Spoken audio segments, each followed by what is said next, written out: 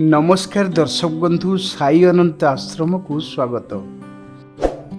नमस्कार दर्शक बंधु साई अनंत आश्रम चैनल को स्वागत।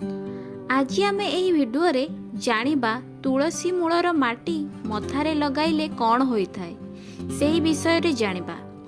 गरुड़ पुराण, स्कंद पुराण, पद्म पुराण एवं भविष्य पुराण रे तुलसीर अनेक विशेषत्व कहा जायछि।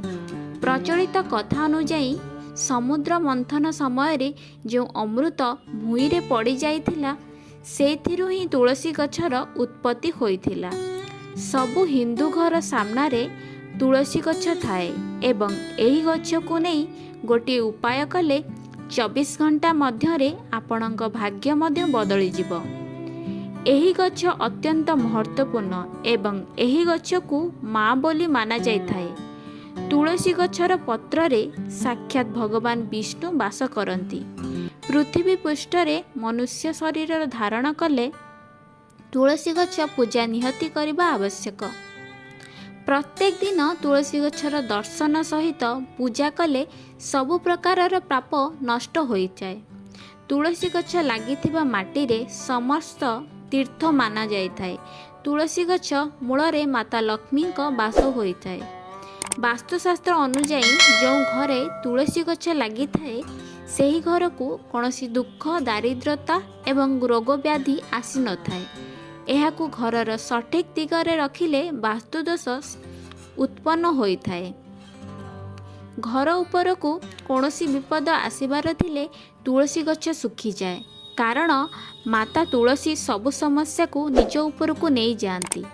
एभली परिस्थिति रे ସେହି गछ को बाहर करी नुआ तुलसी गछ लगाई दियंतु। शास्त्र रे लेखा जाइछि जे जदि कोनोसी व्यक्ति निजर मनस्कामना पूर्ण करबा को चाहुचंती तेबे 7 दिन पर्यंत कोनोसी भोग, लड्डू किंबा मोदक रे तुलसी पत्र देई बजरंग बली को अर्पण करि दियंतु। आपण एही तुलसी पत्र एवं मंजरी द्वारा करज समस्या मध्य मुक्ति पाई परिबे। तुलसी मंजरी झाड़िले व्यक्तिंक जीवन रे कौनसी भी समस्या ताहा दूर होई जिवो।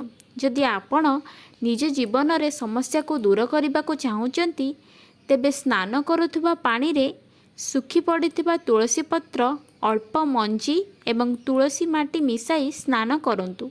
देखिबे सब समस्या दूर होई जिवो।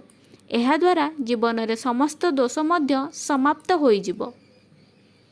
तुलसी को पूजा करी माटी को तिलक आकार रे लगाइले आपण को सौभाग्य प्राप्ति हेबो। जो व्यक्ति प्रत्येक दिन तुलसी पत्र सेवन करि थाए ताको केबे भी ज्वर एवं ठंडा भली समस्या होई न थाए। एहा द्वारा शरीर रोग प्रतिरोधक शक्ति मध्य प्रबल होई थाए। रविवार, अमावास्या किंबा पूर्णिमा किंबा एकादशी दिन तुलसी पत्र छिड़ांतु नहीं। यह अपराध सदृश अटे। यह व्यतीत बिना स्नान रे मध्य तुलसी पत्र छिड़ांतु नहीं।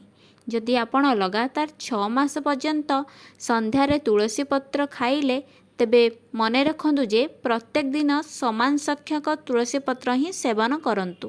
आपनकर किछि परिवर्तन हिछि? मते बहुत किछि परिवर्तन लागिछि। बहुत विपद पड़थिला, बहुत बड़ विपद पड़थिला के बहुत परिवर्तन लागिछि। लोक बाक शत्रु चारि पाखा घेरिथिले सेटार मु बहुत मुक्ति पाइछि।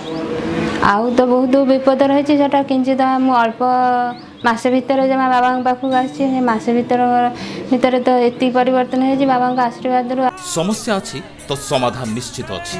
बाबा सिद्धि बल रे करिवे सबु समस्यार समाधान।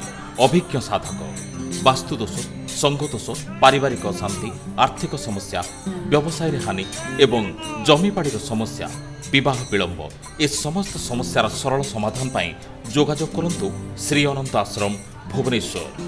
फोन 7008 555 180। फोन नंबर टी आउथरे सुनंतु 7008 555 180।